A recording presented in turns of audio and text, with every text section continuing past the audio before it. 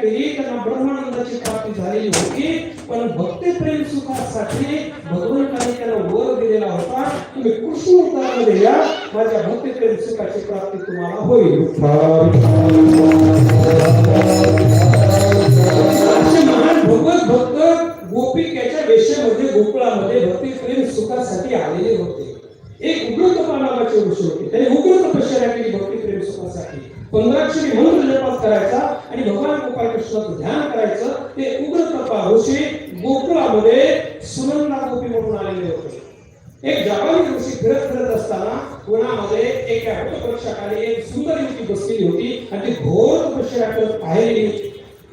जाबाली ऋषीने पाहिलं आणि पाहिल्यानंतर त्या युवतीला ते प्रश्न करतात, अगं तू कोण आहे, तुझा परिचय काय आणि एवढी घोर तपश्चर्या तू काय करते? ती युवती म्हणले, मी ब्रह्मानंदाने परिपूर्ण आहे, मी ब्रह्मानंद आहे, ब्रह्मानंदाने मी परिपूर्ण आहे, पण भगवान गोपाळ कृष्णाचा भक्ती प्रेम सुखाचा महिमा मला कळलेला नाही, तो कळण्यासाठी मी ध्यानाला बसलेली आहे, तपाला बसलेली आहे. जाबाली ऋषीने नम्रपणाने स्वीकार केला, तिच्याकडून अनुग्रहित केले आणि नम्रपणाने सांगितलं, नाही, भगवान गोपाळ कृष्णाचं भक्ती प्रेम सुखाचा महिमा कळलेला नाही, म्हणून जाबाली ऋषीने एका पायावर खडतर तपश्चर्या केली. ते जाबाली ऋषी चित्रकर्णा नावाची गोपी म्हणून गोकुळामध्ये आले होते.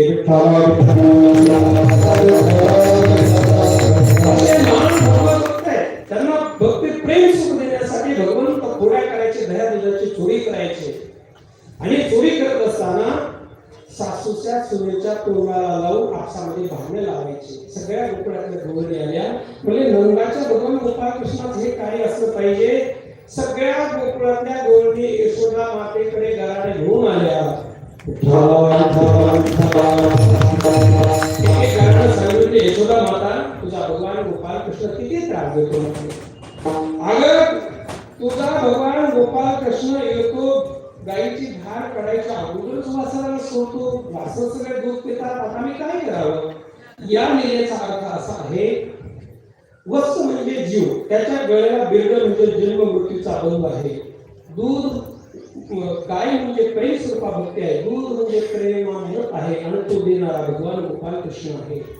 या लीलेचा अर्थ असा आहे, शूद्राचे कर्तव्य कर्म सांभाळून शूद्राचे 100 जन्म पार पडल्यानंतर क्षत्रियाचा जन्म मिळत असतो. क्षत्रियाचे कर्तव्य कर्म सांभाळून क्षत्रियाचे 100 जन्म पार पडल्यानंतर ब्राह्मणाचा जन्म मिळतो. ब्राह्मणाचे कर्तव्य कर्म सांभाळून ब्राह्मणाचे 100 जन्म झाल्यानंतर ब्रह्मवेत्ता होतो. असा जीव क्रमाक्रमाने मुक्त होतो. भगवंत म्हणतात, माझ्या भगवत भक्ताला मुक्त होण्यासाठी एवढा विलंब लागत असेल तर माझ्या अवताराचं प्रयोजन काय. आणि या सगळ्या लीला बाजूला सोडून त्वरित भगवत भक्ताला मुक्त केलेला आहे, हा लीलेचा अर्थ. चोरी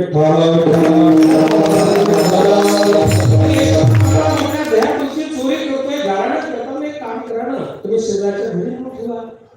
यशोदाला मग काही बाया गोळी म्हणल्या, अगं काय सांगते यशोदा, अहो शेजारच्या घरी येऊन ठेवून पाहिलं, पण तुझा भगवान गोपाळ कृष्ण सगळ्या समुदाया बरोबर घरामध्ये जर प्रवेश केला आणि त्याला जर खायला नाही मिळालं तर तो काय म्हणतो, अरे आपण चुकून स्मशानभूमीमध्ये आलेलो आहोत, इथेच माणसं राहत नाही, इथे सगळं भूतावर राहते, इथं खायला काहीच मिळत नाही. या लीलेचा अर्थ असा आहे, ज्या घरामध्ये देवभक्तासाठी काहीच नाही ते घर स्मशान होत आहे. म्हणून भगवद्गीता सुद्धा म्हणते, जो स्वतः खातो त्याला भगवद्गीता चोर म्हणते.